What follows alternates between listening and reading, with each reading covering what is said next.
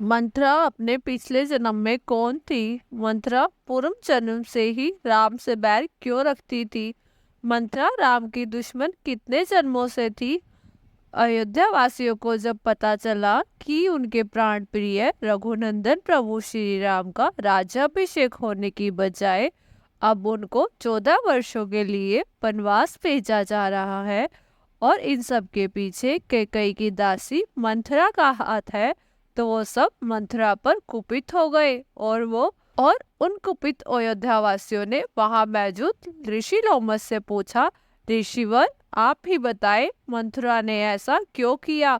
उसको हमारे प्रभु से इतना बैर क्यों है, जबकि पशु पक्षी जड़ चेतन वृक्ष आदि सब हमारे राम के अनन्य प्रेमी है। ऋषि लोमस अयोध्या वासियों को बताते हैं कि मंथरा अपने पिछले जन्म में प्रहलाद की पौत्री तथा विरोचन की पुत्री थी। उस जन्म में भी इसका नाम मंथरा था। उस समय इसका छोटा भाई बलि जब अपने माता के गर्भ में था, तब देवताओं ने छल पूर्वक ब्राह्मण का रूप धारण कर विरोचन से अपनी आयु ब्राह्मण को दान में देने की प्रार्थना की, जिसके फलस्वरूप दानी विरोचन ने अपना शरीर त्याग दिया, जिसके बाद से दैत्य निराश हो गए और वो मंथरा की शरण में गए। मंथरा उनको उनकी रक्षा करने का पूर्ण आश्वासन देती है, जिससे उत्साहित होकर दैत्य अपने अस्त्र शस्त्रों के साथ युद्ध के लिए निकलते हैं, परंतु देवताओं के सामने उनकी एक नहीं चली और उन्हें मुंह की खानी पड़ी। दैत्यों को ऐसा हारता देख मंथरा क्रोधित हो गई और क्रोध के वशीभूत होकर नागपाश का प्रयोग कर देवताओं को बंदी बना लिया। नारद जी देवताओं के ऊपर आए इस संकट के बारे में भगवान श्री हरि विष्णु को बताते हैं।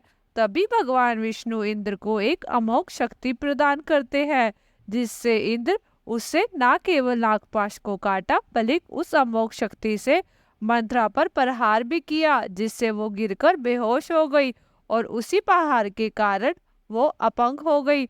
मंथरा का शरीर अपंग हो गया, जिससे वो कुब्जा हो गई। सभी उसका मजाक उड़ाने लगे, यहाँ तक कि दैत्यों की स्त्रियां भी उसका उपहास करने लगती है और अपने इसी प्रतिशोध के चलते उसने अपने प्राण त्याग दिए और मृत्यु के बाद अगले जन्म में वह उसी कुबड़पन के साथ भारत के कश्मीर क्षेत्र में जन्म लेती है और भगवान विष्णु से प्रतिशोध लेने के लिए कैकेयी की दासी बनकर प्रभु श्री राम के राज तिलक में विघ्न डालती है, जिस कारण से पूरे संसार में आज भी अपयश की भागी बनी हुई है।